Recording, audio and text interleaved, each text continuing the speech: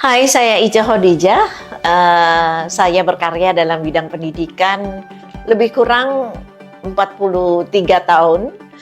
Diawali jadi guru, kemudian pelatih guru, memimpin sekolah, kemudian juga pernah sebagai anggota Badan Akreditasi Nasional, dan yang terakhir sampai Januari 2025 kemarin adalah Executive Chair for Indonesian National Commission for UNESCO, yang memberikan saya peluang untuk lebih banyak mengenal bagaimana aturan dan peraturan pendidikan di berbagai negara di dunia melalui sidang-sidang UNESCO. Sebetulnya dari waktu ke waktu selalu saja ada momen yang menggugah untuk menguatkan saya sebagai seorang pendidik. Bahwa sebagai pendidik adalah kita itu yang pertama harus selalu diingat adalah pembelajar. Bahwa kita menghadapi orang yang mempunyai latar belakang yang macam-macam, yang pengen belajar sama kita. Dari waktu ke waktu kita harus terus berefleksi dan belajar. Bahkan bukan hanya belajar dari sesuatu yang baru. Saya meyakini bahwa belajar itu juga bisa berasal dari apa yang sebelumnya sudah saya yakini. Bahkan sudah saya yakini benar. Ada momen di mana apa yang sudah saya yakini benar perlu saya pertanyakan lagi dan saya pelajari lagi. Apakah masih relevan dengan kondisi yang ada, dengan orang-orang yang lagi bersama saya. Jadi filosofi yang melatar belakangi saya setiap saat adalah bahwa dalam kehidupan ini kita harus meyakini bahwa segala sesuatu bisa kita pelajari dari apapun dan dari siapapun. Terlebih ketika kita memilih profesi dalam bidang pendidikan. Jadi mendidik adalah belajar. Mendidik adalah selalu membangun pemahaman bahwa tidak semua hal yang kita yakini benar akan sekaligus serta-merta diterima orang lain sebagai sesuatu yang benar sebagaimana kita meyakini. Jadi kalau sebagai pendidik kita tidak terus-menerus belajar, ya kita tidak akan bisa mendidik pada akhirnya. Hanya kita yang berorasi tapi belum tentu sampai pada orang lain.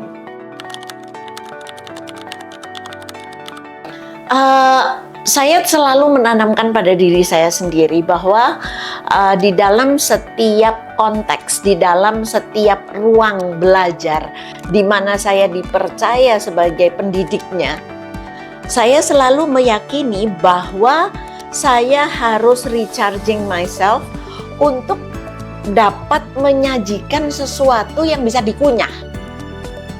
Karena ibarat orang makan, kita menyediakan makanan yang enak sekalipun belum tentu bisa dinikmati oleh semua orang. Ada orang yang bisa menikmati, ada orang yang bilang, ini makanan apa? Saya nggak bisa makan ini. Jadi itu prinsip dalam mendidik itu, ya menyesuaikan siapa yang kita layani. Dan itu sih yang kalau bagi saya membawa semangat terus-menerus untuk belajar. Karena tidak ada yang konstan di atas bumi ini. Tetapi kita tetap ngurusin manusia gitu. Jadi bahan baku yang diurusin ini sama. Tetapi konteks dan bahan yang kita gunakan untuk mendidik, untuk membelajarkan orang lain pasti berbeda. Dan itu sih yang bikin semangat.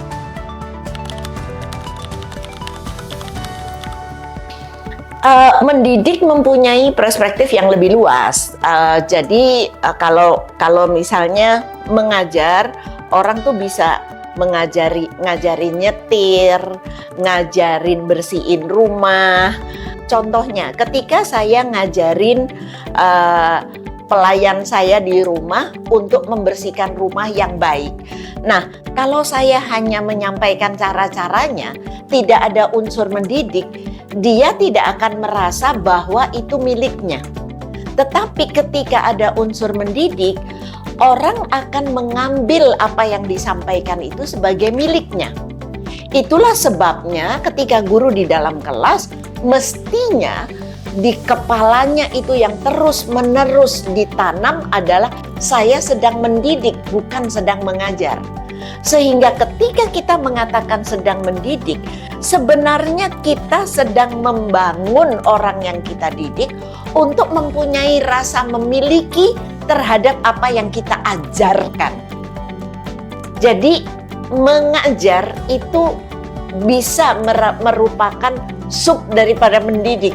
Jadi mendidik punya cakupan yang lebih luas dan mendidik itu lebih mendalam. Kenapa? Karena kita berupaya, orang yang mendidik ini berupaya untuk supaya yang diajarkan ini tidak hanya sampai pada titik selesai mengajarkan, tetapi menjadi bagian dari orang yang diajar.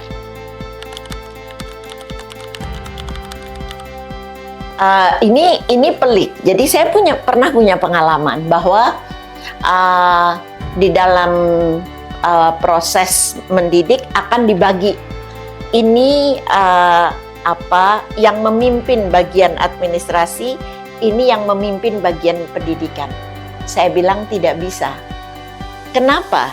Karena kepemimpinan dalam pendidikan fokusnya adalah manusia, bukan administrasi.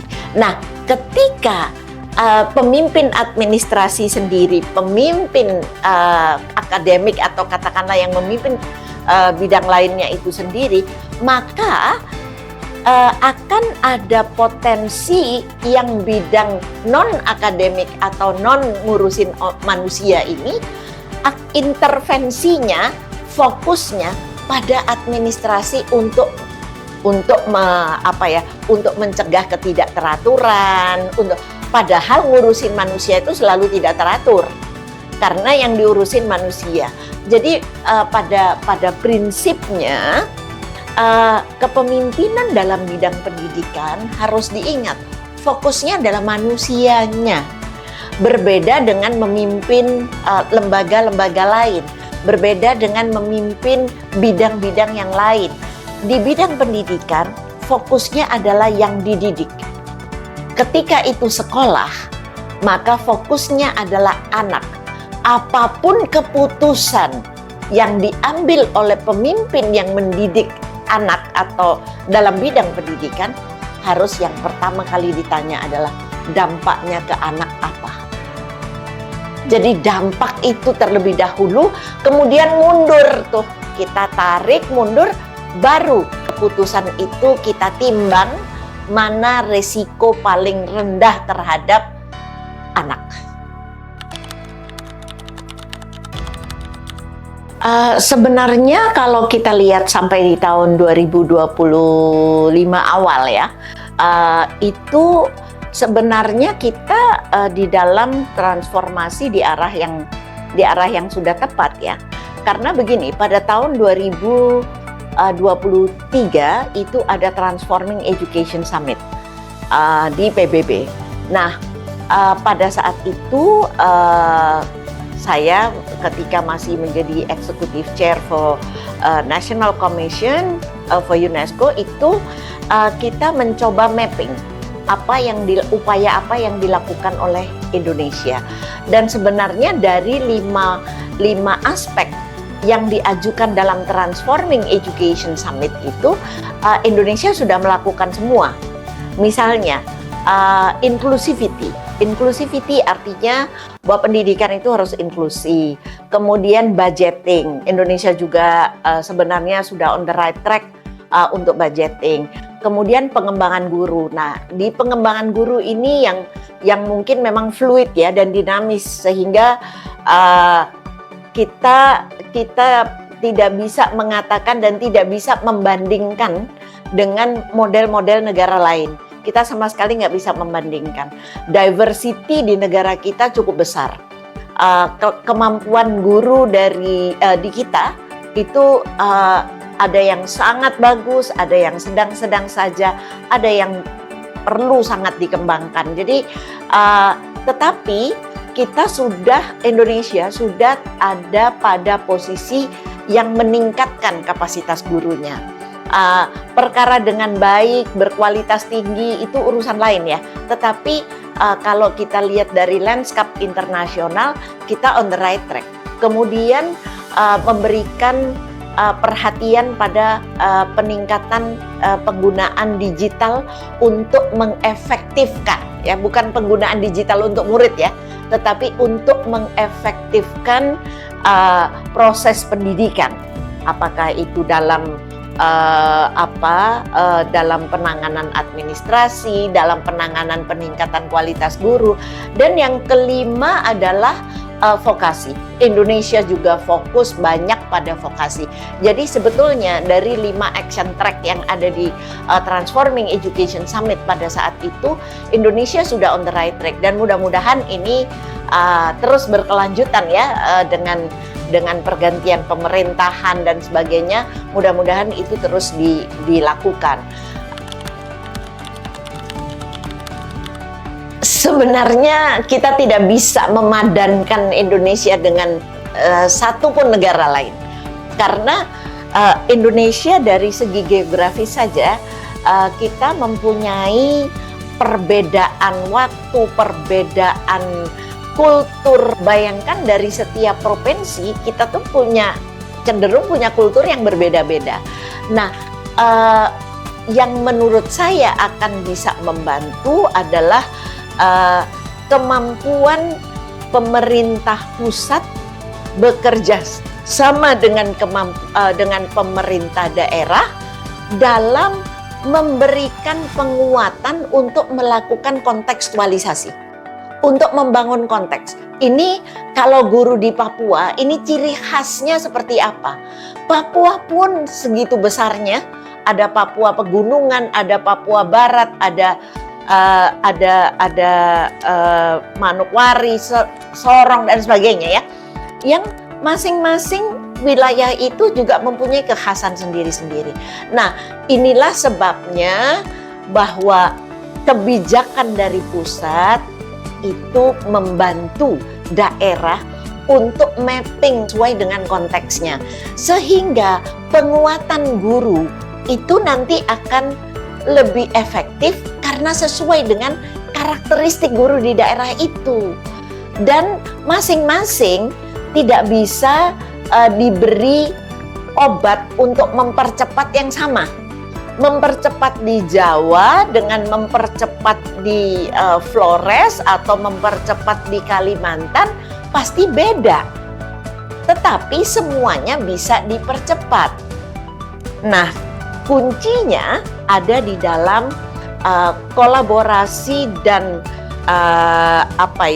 penyamaan persepsi antara kebijakan yang dibutuhkan oleh pemerintah pusat secara nasional ingin mencapai apa, dan pemerintah daerah yang mengkontekskan sesuai dengan wilayahnya. Pertanyaannya sangat besar ya, namun ya itu esensi pendidikan. Kalau berbicara kebijakan itu kan besar ya. Kebijakan itu tidak bisa mengatur hal-hal teknis yang contohnya begini. Ada kebijakan, let's say kebijakan tentang kurikulum misalnya. Dari kurikulum untuk nyampe kelas itu kan panjang dan berliku. Nah, oleh sebab itu, kebijakan yang dibikin di pemerintah pusat harus jelas, tidak ambigu, tidak abu-abu, yang bisa diterjemahkan dengan jelas oleh pemerintah daerah. Dan jangan lupa, di pemerintah daerah itu ada kepanjangan tangan yang menggantung, yang namanya pengawas. Nah, pengawas ini seharusnya dia membawa berita dari nasional ke pemerintah daerah. Nah, di sini pengawas di tengah inilah yang mestinya membantu pemerintah daerah tersebut mengkontekskan. Karena yang ke lapangan, yang ke sekolah-sekolah adalah pengawas ini. Misalnya satu pengawas membina berapa? 30 sekolah, 40 sekolah. Kan mereka yang ke lapangan. Nah, mereka ini yang mestinya dikuatkan untuk mampu melihat konteks sekolah sesuai dengan keadaannya. Karena apa? Kenapa saya katakan harus sesuai dengan keadaannya? Jangan sampai hanya karena ingin menunjukkan dia berprestasi, kemudian mengada-ada tentang kualitas sekolah yang dibina. Sekolah yang dibina misalnya, seharusnya ada yang masih membutuhkan pembinaan lebih lanjut, membutuhkan pembiayaan untuk renovasi dan sebagainya. Nah, ini pengawas khawatir kalau dia melaporkan kekurangan-kekurangan ini menyangkut reputasi dia. Nah, ini yang nggak boleh, karena peran pengawas di tengah-tengah ini krusial sekali. Mereka yang langsung ke lapangan, mereka yang tahu. Artinya begini, Dinas Pendidikan di salah satu kabupaten misalnya, di kabupaten itu ada 3.000 sekolah. Kan kalau dinasnya sendiri kan nggak bisa ke 3.000 sekolah. Nah, dari 3.000 sekolah ini misalnya ada berapa? Ada 100 pengawas. Nah, tiap-tiap pengawas kan pegang sejumlah yang sekolah yang manajeble. Sehingga si pengawas ini yang mestinya memberikan berita kepada Pemda bahwa keputusan nasional ini akan bisa kita sampaikan kepada sekolah dengan cara seperti ini, karena di sekolah yang saya bina ini ada yang begini keadaannya, ada yang begini keadaannya. Nah, di situ baru kita akan bisa reflektif, humanis, dan terus berkembang. Karena kalau tidak, kalau pengawas ini tidak dibekali untuk kemampuan mapping, kemampuan melihat, kemampuan mengobservasi secara sebenarnya, jadi jatuhnya hanya kayak dia penyampai berita aja. Dari pemerintah pusat ke pemerintah daerah, pengawas, ini nih sekarang ada keputusan ini dari pusat, ada keputusan ini dari pusat. Kan jadi tidak kontekstual. Nah, karena tidak kontekstual, gimana bisa humanis? Gimana bisa reflektif? Seperti itu. Begini, kalau di dalam pendidikan ini kan ada ekosistem ya. Ekosistem yang dipegang oleh para pemangku kepentingan. Pemangku kepentingan secara nasional adalah Kemendikdasmen yang mengatur berbagai regulasi. Kemendikdasmen tidak mempunyai sentuhan langsung secara teknis. Mereka adalah pembuat kebijakan, di mana kebijakan itu kemudian turun ke pemerintah daerah. Kalau tingkat PAUD, SD, SMP itu di pemerintah kota dan kabupaten. Kalau SMA, SMK itu ada di pemerintahan di tingkat provinsi. Nah, di tengah kan dari kebijakan pusat kemudian ke daerah. Nah, di daerah ini tadi yang saya bilang, penyampai beritanya ini adalah pengawas. Nah, pengawas ini seringkali karena zamannya sudah zaman digital, kadang-kadang beritanya pengawas belum terlalu memahami, sekolah udah dapet. Nah, ini yang menurut saya berpotensi menjadi kebingungan.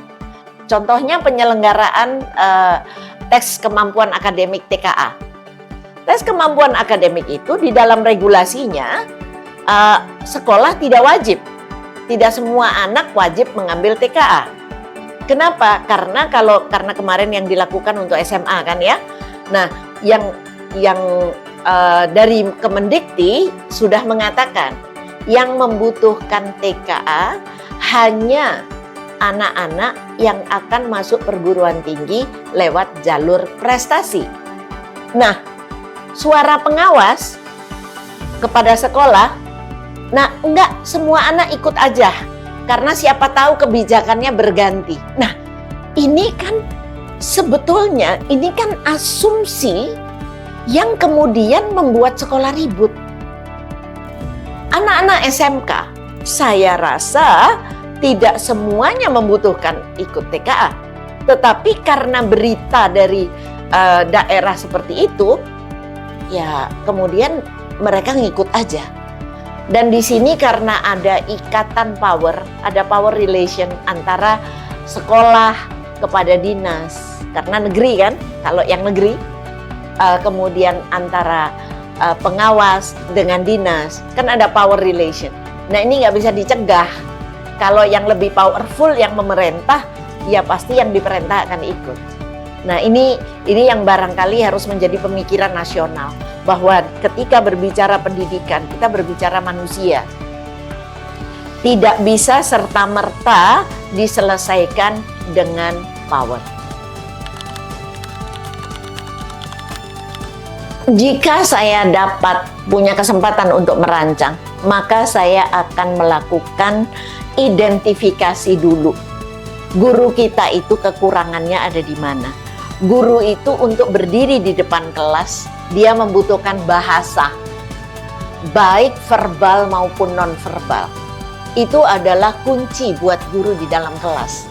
Karena ketika bahasa verbalnya baik, tetapi komunikasi non-verbalnya tidak mendukung, itu juga bikin stres anak. Jadi kalau saya akan melihat hal-hal yang mana yang menjadi kebutuhan utama guru. Yang pertama, berkomunikasi. Yang kedua, kemampuan untuk meregulasi diri. Seorang guru ketika dia luput untuk tidak dapat meregulasi diri, maka akan lebih menang egonya daripada keinginan dia untuk mendidik. Karena ketika contohnya begini, duh anak ini ya, saya apain aja nggak bisa deh. Nah, di situ sebenarnya seorang guru sedang berperang antara egonya dengan kewajibannya untuk membuat anak yang tidak bisa tadi mempunyai keinginan untuk bisa. Dan hal-hal yang pokok itu akan saya berikan terlebih dahulu. Karena jika itu sudah tertata, maka hal yang lainnya akan bisa dipelajari. Nah, saat ini kita itu sudah hidup di zaman digital. Banyak hal yang bisa dilakukan secara online, secara digital. Tetapi kalau yang dilatih, kalau yang dibenahi belum punya keinginan untuk membenahi diri, maka nggak akan terjadi. Maka dari itu yang ketiga adalah membangun kesadaran pada diri guru bahwa belajar itu bagian dari profesinya. Ketika itu tidak tumbuh dari kesadaran pribadinya, mau didatangkan ahli dari manapun, ahli super ahli untuk melatih mereka, nggak akan jadi apa-apa. Mengingat ketika kita melakukan pelatihan, pengajaran, sebenarnya yang paling menentukan adalah motivasi diri. Saya bisa saja duduk di dalam kelas dengan motivasi saya yang rendah, maka yang saya peroleh hanya 50% dari apa yang diajarkan. Tapi saya bisa jadi memperoleh 300%. Karena apa yang dilatihkan kepada saya hubungkan dengan berbagai hal yang sudah ada dalam diri saya. Apa yang disampaikan tadi, bagaimana membangun, oh iya ya, ini akan membuat saya lebih baik di sini. Oh iya ya, ini maka berada di dalam proses pelatihan itu, saya dapatnya 300%. Dan yang tak kalah pentingnya, pelatihan kalau saya diminta untuk membuat rancangan, bagaimana membangun kepedulian seorang guru. Ada caranya, karena ini kan soft skill ya, bisa dilatihkan. Bagaimana seorang guru membangun kepeduliannya. Karena number one ever yang harus tumbuh ketika kita memilih profesi dalam bidang pendidikan adalah peduli. Karena ketika peduli hilang, maka kita hanya melaksanakan tugas-tugas aja. Dan ya all in all, kita tidak akan memperoleh kebahagiaan yang hakiki. Satu lagi yang harus dibangun oleh seorang guru, yang juga akan saya latihkan dalam modul saya, adalah spirituality. Spirituality bukan agama ya. Spirituality adalah bagaimana menguatkan jiwa kita. Menguatkan karena kita pendidik ini menghadapi manusia yang nggak pernah modelnya itu cuma 1 atau 2. Ketika ada 30, modelnya 30. Ketika jiwa kita nggak kuat, maka kita akan gampang sekali, ya tadi, ego kita keluar.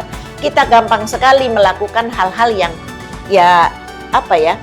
melegalkan sesuatu yang tidak legal ketika ngurusin manusia. Contohnya, membentak, kemudian apalagi yang sampai ada yang kelewatan, menampar dan sebagainya. Itu semua perlu dikuatkan di dalamnya. Spirituality in education is actually the power of the teacher.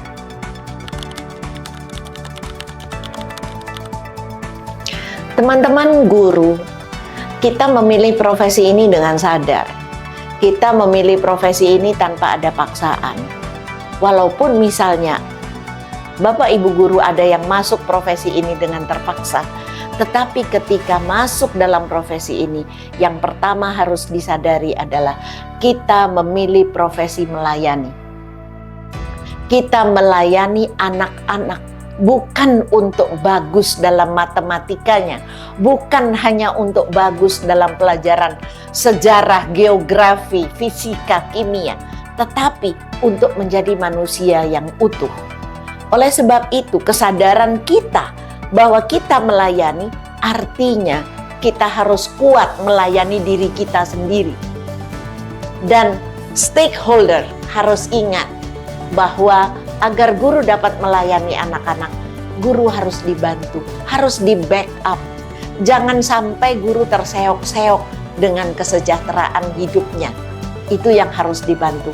Jadi teman-teman guru, jangan pernah khawatir, jangan pernah bimbang. Karena kita itu sedang membantu Sang Pencipta untuk membuat peradaban manusia ini tetap berada dalam kemauannya. Bahwa manusia hidup untuk menjaga dirinya, menjaga hubungan dengan orang lain, dan menjaga lingkungannya. Itu adalah hal yang harus kita ingat ketika kita memilih profesi ini. Teman-teman guru, profesi yang kita pilih, profesi yang kalian pilih adalah profesi yang martabatnya sangat tinggi. Jangan sampai martabat itu terkoyak oleh hal-hal kecil karena kita tidak mampu menahan ego kita, karena kita tidak mampu menahan godaan yang terpicu hanya karena hal-hal sepele berupa hal-hal yang sifatnya teknis atau komersial. Yuk kita tetap jaga martabat, tetap kita jaga integritas, dan tetap kita jaga ketulusan.